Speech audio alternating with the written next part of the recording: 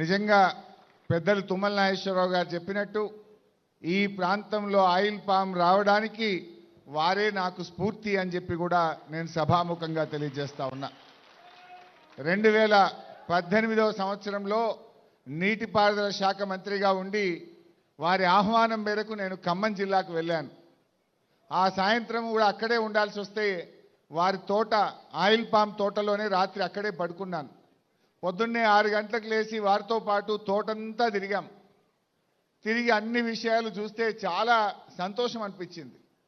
అసలు రైతులు ఇంత ఆదాయం కలిగిన పంట మా ప్రాంతంలో ఎందుకు పండడం లేదు సిద్దిపేటలో అని చెప్పి చాలా విషయాలు తెలుసుకునే ప్రయత్నం చేశాను. ఊరంతా తిరిగితే మంచి బంగ్లాలు, ఇంటి ముందు కారు, మంచి గేటెడ్ కమ్యూనిటీ లాగా ఊర్లో ఒక పల్లెటూరులో అద్భుతమైనటువంటి భవనాలు చూసిన తర్వాత అరే మా రైతాంగానికి ఇలాంటి పంట ఎందుకు రావద్దు, మా ప్రాంతంలో మా రైతుల బతుకులు ఎందుకు మారద్దు అని నాకు అక్కడ స్ఫూర్తి కలిగింది.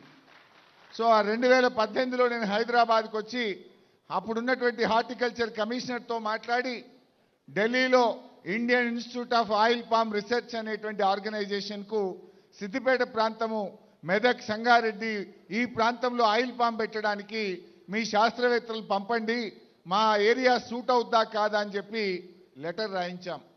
2018లో Indian Institute of Oil Palm Research సైంటిస్టులు ఈ ప్రాంతానికి వచ్చి తిరిగి ఇక్కడ ఆయిల్ పామ్ పెడితే పంట బండదు, రాదు అని చెప్పి వెళ్ళిపోయారు. ఏంటి ఎందుకు అంటే గాలిలో తేమ శాతం లేదు. గాలిలో తేమ ఉంటేనే ఆయిల్ పామ్ పండుతుంది.